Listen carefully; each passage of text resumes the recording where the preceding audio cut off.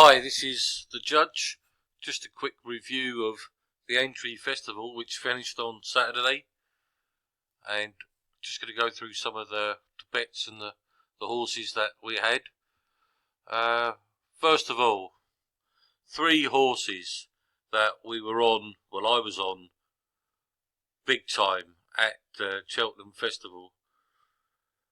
Flying Angel in the JLT Chase, T for 2 in the Gold Cup, and Yanworth in the Champion Hurdle. Flying Angel was nearly brought down in the JLT. T for 2 unseated the rider at the second fence, and Yanworth was found wanting at 2 miles. All 3 of them come out at Aintree and all 3 win. It's a bit of a kick in the nuts, to be honest. Flying Angel went off 9-1 for the JLT, and it got on before the declarations for the Arkle. Lots of people were thinking that Flying Angel would run in the Arkle, but I knew he was going to run in the JLT. He goes off 9-1, and he had no chance after being virtually brought to a standstill by the faller. T for 2 may not have run well, but the analysis was right, that T for 2 was right up to winning a Grade 1, and he's proved it. He won the Betfair Bowl. And Yanworth, a lot of people said he needed stepping up in trip. They went for the Champion Hurdle. They probably should have gone for the stayers. But anyway, they will do now. I don't know if they're going to go chasing. So, note to self. My note to myself is, remember to look through what you backed at Cheltenham, and don't be frightened to bet them at shorter prices. The reason I didn't bet them was because they were all, much shorter prices at Aintree than they were at Cheltenham. Perhaps that should have been a clue, that the fact that they're shorter prices should have told me to get on. Then we go on to the winners. Had a couple of nice winners. San Benedetto was probably a bit lucky, but I took the 8-1 in the morning, night before, and he was backed into 4-1, and he was fortunate that his stablemate fell, Politolog, who looked like he was going to win. But anyway, that was handy, nice little bit of bonus. And Sizing Cadelco, who also won at 10-1, he won very nicely. Those 2 made nice profits. Then, of course, we go on to the Grand National itself.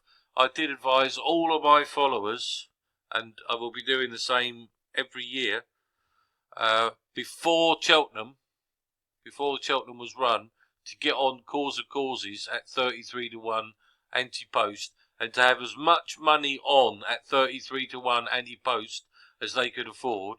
They also had him in lots of multiple bets with other horses like River Wild, we had placed at 12-1 at Cheltenham. Single Farm Payment, I recommended at 10-1, 11-1. Willoughby Court, 14-1. Whisper, 8-1. Sir Valentino, 40-1 in the Queen Mother Chase.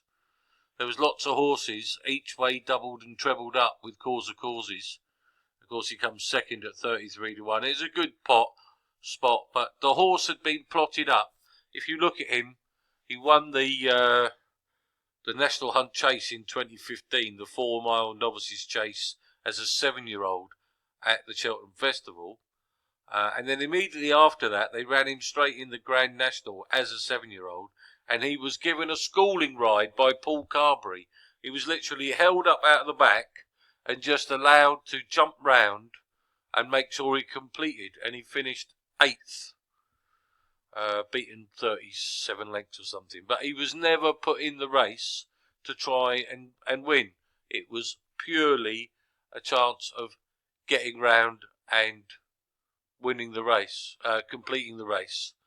They then skipped the Grand National in 2016 because the horse was wound up to win the Kim Muir at the Cheltenham Festival, which happened to be on J.P. McManus's birthday, and he bolted up by 12 lengths. So, with the plan being that the winning jockey, Jamie Codd, who's ridden the horse 3 times Cheltenham Festival, was supposed to win today. And unfortunately, they bumped into one for Arthur, who was too good. You know, he motored home. So, but we had massive value at 33 to 1. I am disappointed that the horse didn't win. Gasline Boy I gave to my followers. We were on at 80 to 1. I told them to get on with 5 and 6 places. He finished 5th. So that was good. Quarter of the odds. If you've had a tenner each way there, spent 20 quid, you've got back £210. So that's not bad. Then Black Lion was 4th at 14 to 1. I told them to do that each way. On day 1, we've had Balnaslow 2nd at 10 to 1. He was a bit unlucky. They had a full start, and then he was totally unsuited by the standing start, and then he stayed on strongly up the running after the last fence and didn't quite get there. With both the favourites, including Pasha du Polder, who my followers were on at 20 to 1 at Cheltenham when he won, I told them that there was no way he was going to win at Aintree, and he didn't. He was second favourite, drifted like a barge, and the favourite on the fringe was also a massively stupid price.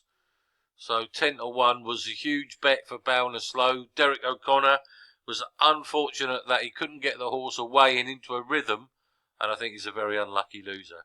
Dreamberry didn't get a great ride, went second to Rather Be in the handicap hurdle, but he was heavily backed. And then No Comment, the winner in that race, also nicked a lead.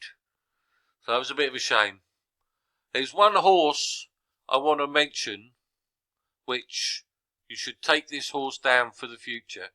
The one horse for all future races that I want you to put in your notebook and to follow him is a horse called Captain Forez, who was second in the novices grade 1 hurdle, second to Finian's Oscar.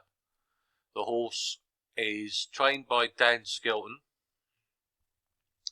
and he's going to be a magnificent chaser. He could even be a Gold Cup horse for the future.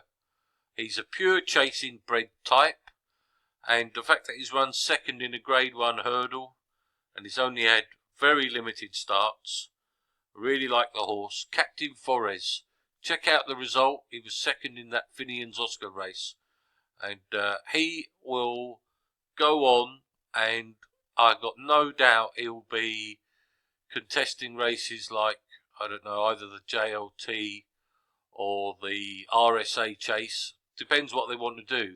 They might try and get him into a handicap, but I think he's a grade 1 horse for the future.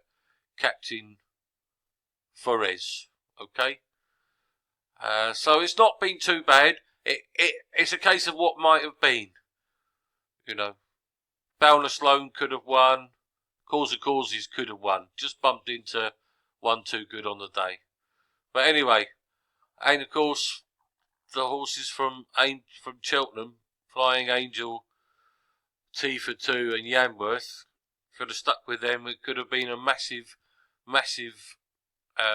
Aintree Festival for us. It's a shame. We move on to the flat. The flat is coming, and that is my specialism, is betting big, complicated races on the flat.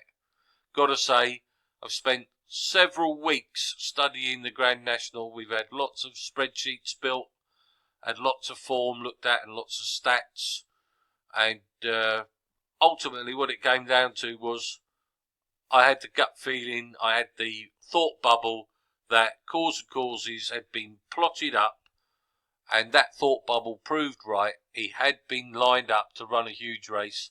33 to 1 was massive value. It's just a shame for him. Obviously, great for connections of one for Arthur, who my 84-year-old mother, by the way, texted me this morning. I'm having a fiver each way on one for Arthur, because my granddad, her father, was called Arthur, and in fact one of my middle names is Arthur. But nevertheless, she's had a fiver each way on one for Arthur at 16 to 1 this morning, or whatever price she got. So good for her. So I love the Grand National. I know a lot of people knock it and they think it's a lottery. It's not a lottery. If you look at the horses that have finished in the top 5 or 6, they've all been winning Grade 1 races. No, Class 1 races, Grade 3 handicaps and Class 1 races of all kinds. They've all won over 3 miles 4, 3 miles 5, 3 miles 6. You need the stamina. You know, One for Arthur won that 3 mile 5 race at Warwick. Cause of Causes won the 4 miler at the National Hunt Chase at the Cheltenham Festival as a 7-year-old, and won the cross country chase over 3 mile 6. So you need stamina. You need to be able to jump. You need to be 8 or 9 or 10 years old. So 7-year-olds, forget about them. Horses that haven't won beyond 3 miles, forget about them. Okay, it's not a lottery. Good jumpers that have been given plenty of preparation, at least 3 or 4 runs in the same season. That's what you've got to look for. So next year at the festival, all horses like Definitely Red. I know he was hampered, but he was a terrible price because he's only had 8 or 9 chase starts. He's never been over, in a big field. He's only a young horse. He was only a novice in the previous season. That's what I don't like. Novice in the previous season. And, you can sort them out. Last Samurai, why was he 16 to 1? Or whatever price he was. He was, in my mind, he was a 66 to 1 shot. He had 11 stone 10 and was £12 higher than a mark he couldn't win off. And on ground that wasn't suitable. He wants soft ground. Anyway, it was a fantastic Aintree Festival. I loved the racing. There was some great stuff, and great to see the Tizzards having a superb festival as well. Paul Nicholls again, not too successful. Just the one winner, I believe. But anyway, fantastic. We look forward to it all next year, and it's on to the flat next. I look forward to telling you lots of interesting things about really big, complicated races on the flat. This is the Judge signing off for now. Hope you had a great weekend. Speak to you all next time.